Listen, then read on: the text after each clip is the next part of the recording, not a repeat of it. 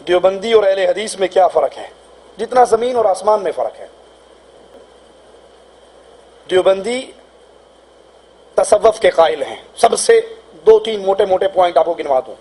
دیوبندی تصوف کے قائل ہیں، وحدت الوجود کے عقیدے کے قائل ہیں، حلول کے قائل ہیں۔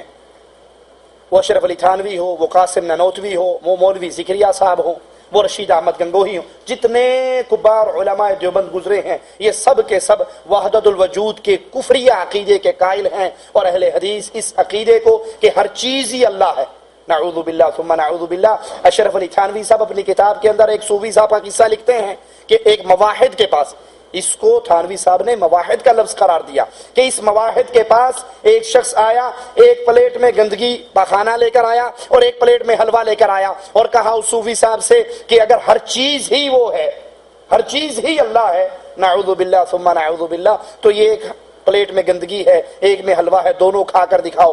اشرف علی تھانوی صاحب لکھتے ہیں امداد المشتاق کتاب میں کہ اس مولوی صاحب نے بس شکل مولوی حلوہ کھا لیا اور پھر اپنی شکل تبدیل کر کے سور کی شکل میں آ کر وہ گندگی کھا لی اور کہا یہ بھی وہی ہے، وہ بھی وہی ہے، سب وہی ہے۔ یہ کفر کا عقیدہ ہے۔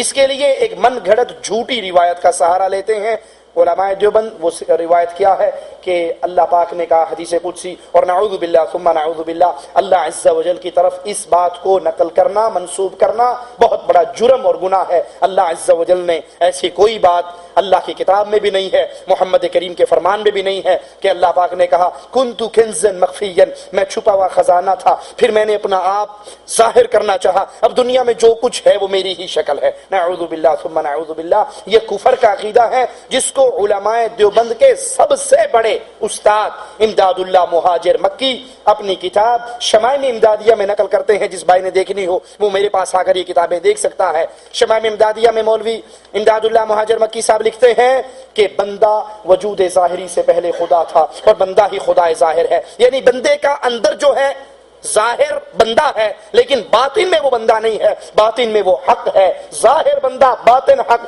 اندروں اللہ باروں بندہ۔ یہ کفر کا عقیدہ ہے جو تمام علماء دیوبند کا ہے، اور اہل حدیث علماء قرآن و حدیث کے دلائل کی بنیاد پر اس عقیدے کو کفر کہتے ہیں۔